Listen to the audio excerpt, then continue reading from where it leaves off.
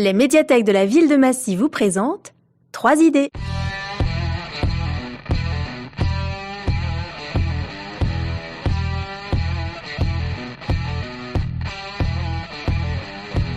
Bonjour à tous et bienvenue dans ce nouvel épisode de notre podcast 3 idées dans lequel chaque mois, les bibliothécaires de la ville de Massy, donc c'est nous, vous donnent 3 idées de lecture.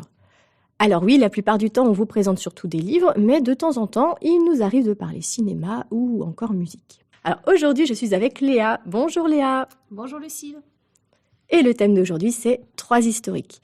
Et vous allez voir que ce sont des périodes et des thèmes très différents. Et aujourd'hui, on voyage à travers le temps, mais aussi les frontières. On va commencer par un roman qui s'appelle Max, qui a été écrit par Sarah Cohen-Scalie. Et c'est un roman qui est sorti en 2012. Alors quand il est sorti, il a été très remarqué. D'ailleurs, il a remporté plusieurs prix et encore aujourd'hui, c'est un roman qui est très lu. Et d'ailleurs, il fait partie des romans un peu choc dont on se souvient longtemps après l'avoir terminé, ce qui est mon cas. Alors, l'histoire commence en Allemagne en 1936 et plus précisément la nuit du 20 avril 1936, ce qui est une date très particulière. Alors, premièrement, c'est le jour de l'anniversaire d'Hitler. Et deuxièmement, il y a un enfant qui est sur le point de naître. Et c'est pas n'importe quel enfant, en fait, c'est le premier-né du programme Lebensborn. Alors en français, on traduit ça par fontaine de vie. Et si ça ne vous dit rien, ce thème Lebensborn, c'est normal. J'étais comme vous pendant ma lecture, je connaissais pas du tout ce programme et j'ai découvert ça dans ce roman et d'ailleurs, ça fait un peu froid dans le dos. Alors Lebensborn, donc, c'est un programme de sélection des naissances initié par Himmler. Alors on rappelle qu'Himmler, c'était un haut dignitaire nazi, entre autres le chef de la SS et de la Gestapo. Et ce programme avait pour but de créer la future génération allemande parfaite et répondant aux critères de la race aryenne. Alors uniquement des enfants blonds aux yeux bleus, avec une certaine forme de crâne, une certaine taille, enfin bref, des critères très très précis. Et pour créer ces enfants, on accouplait, alors oui, parce que c'est vraiment le mot qui convient pour le coup, on accouplait des femmes allemandes avec des officiers nazis. Les deux ne se connaissaient pas, mais ils étaient réunis une nuit. Ils avaient un rapport sexuel et ensuite ils partaient chacun de leur côté, ils ne se revoyaient plus. Les femmes qui tombaient enceintes vivaient leur grossesse dans des foyers où elles accouchaient. Et quand l'enfant naissait, on leur prenait ces enfants qui étaient élevés tous ensemble en fait, dans des maisons où on leur enseignait tous les préceptes de l'idéologie nazie. Et en fait, la mère donnait son enfant à Hitler qui devenait du coup le père de tous ses enfants, pour cet objectif de créer le futur empire allemand tout-puissant. Alors je rappelle quand même que ce sont des faits réels, parce que c'est tellement incroyable qu'on a vraiment du mal à se dire que ça s'est vraiment passé, mais oui, ça s'est passé. Alors revenons-en à cet enfant qui est sur le point de naître. Alors c'est le tout premier-né du programme. Et ce qui est perturbant, c'est que c'est lui qui raconte l'histoire. C'est un enfant qui est encore dans le ventre de sa mère, mais c'est son point de vue qu'on suit. Et ce qui est d'autant plus perturbant, c'est qu'il s'exprime comme un adulte. Alors il s'agit d'un enfant, bien sûr, mais ses pensées sont celles d'une personne adulte qui est un pur produit nazi et qui adhère à toutes les idées nazies. Ce qui est assez difficile à lire parce qu'en tant que lecteur, on est dans sa tête et il a vraiment des idées qui sont effroyables. Alors c'est très dérangeant. On va suivre en fait cet enfant qui a été appelé Konrad depuis sa naissance et ses premières années dans cette maison. Et c'est un enfant qui est très, très spécial. C'est vraiment un pur produit du régime nazi. Il est blond platine, il a les yeux bleus, il répond à tous les critères de la race aryenne. Et en plus, c'est le premier-né du programme. Et il est né le jour anniversaire d'Hitler. Et en plus, il a été baptisé par Hitler en personne. Alors c'est vraiment un enfant très spécial. Et il le sait d'ailleurs, il est très, très imbu de lui-même. Et d'ailleurs, il est assez insupportable, cet enfant. Et on suit cet enfant, son évolution, jusqu'à un jour, sa rencontre avec un garçon de 14 ans, un peu plus vieux que lui. Et dès qu'il le voit, il est subjugué. Pour lui, c'est la perfection, cet adolescent.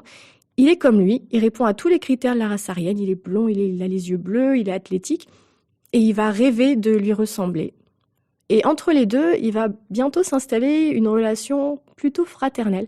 Jusqu'à ce que Konrad découvre qu'en fait, ce garçon qu'il admire est en réalité juif. Alors personne ne le sait, sinon c'est la mort assurée pour ce jeune homme, mais il est juif. Et le petit va fortement être ébranlé par ça, parce qu'il déteste les juifs. Il devrait le dénoncer immédiatement d'ailleurs, sauf qu'il ne peut pas s'y résoudre. Et petit à petit, sa personnalité va évoluer.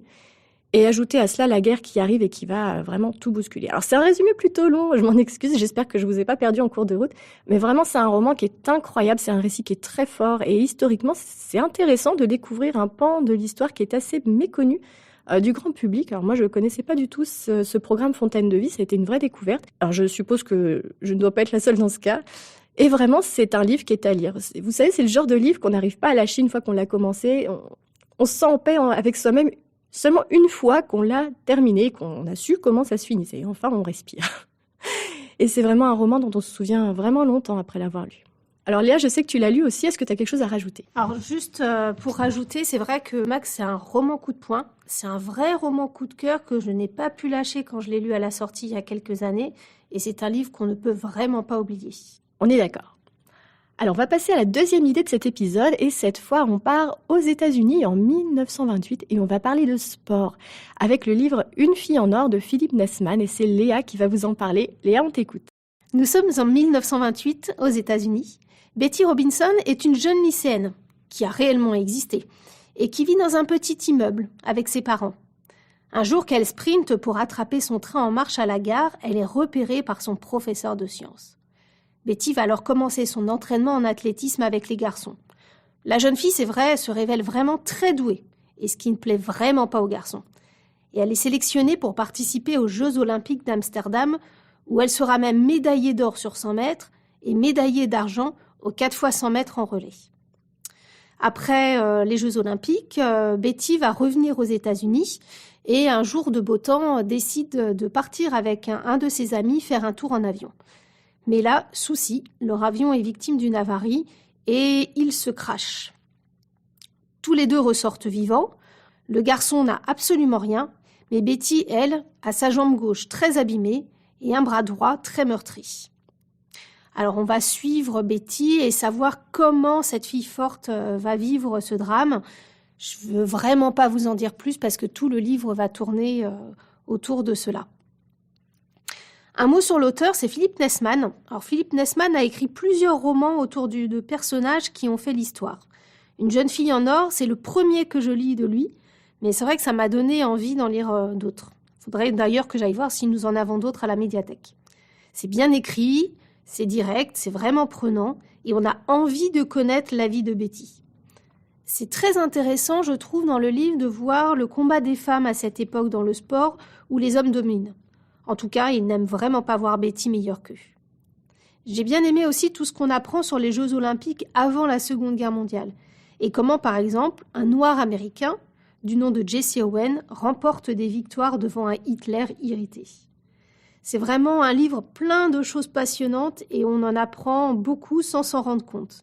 J'espère en tout cas que ce petit résumé vous donnera envie de lire la suite.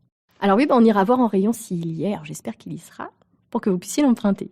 Pour la dernière idée de lecture aujourd'hui, on va partir cette fois au Japon au 19e siècle pour suivre les aventures d'une jeune femme qui s'appelle Isabella Bird. Et d'ailleurs, c'est le nom du manga que je suis en train de vous présenter. Ça s'appelle Isabella Bird, femme exploratrice. Alors Isabella Bird, c'est un joli nom, c'est très romanesque. D'ailleurs, on dirait que c'est un nom inventé. Et pourtant, c'est le nom d'une personne qui a vraiment existé. C'est une femme qui est née en 1931 en Angleterre. Et à 23 ans, elle fait un premier voyage pour des raisons de santé et elle y prend goût. Alors elle devient exploratrice et multiplie les voyages, notamment aux États-Unis, en Asie. Et voilà, donc là c'était pour la minute historique. Et ce manga s'inspire de ses voyages au Japon et notamment de sa traversée du Japon sur les traces du peuple Aïnou. Alors si ça ne vous dit rien, c'est normal. La difficulté de ce voyage, c'est qu'il emprunte des chemins qui sont très sauvages et très très reculés, qui sont plutôt dangereux. Mais c'est ce que veut Isabella, elle veut justement utiliser ces chemins sauvages et difficiles pour partir à la rencontre du Japon inconnu et de ses habitants.